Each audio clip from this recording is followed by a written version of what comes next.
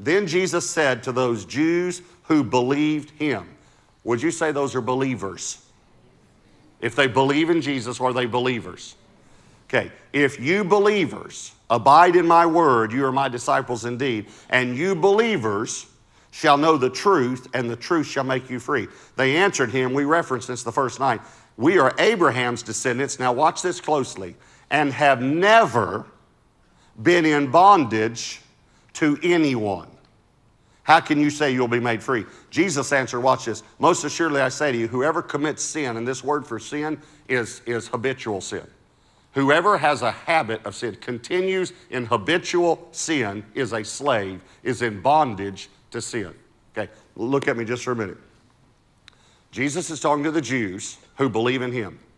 He said, you believers will know the truth, and the truth will make you free. Now listen to what these Jews said. Listen very, very closely. Why? We're Jews. We're Abraham's descendants. Now listen.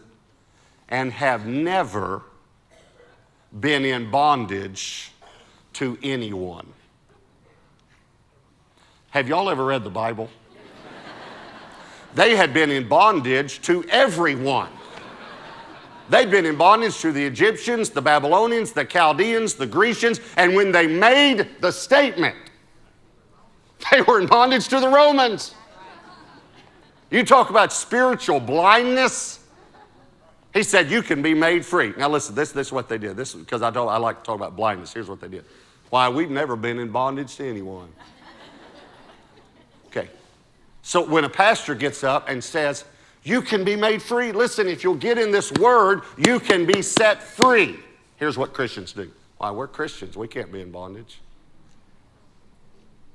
And when you make the statement, you're in bondage to pride and anger and bitterness and unforgiveness and resentment and lust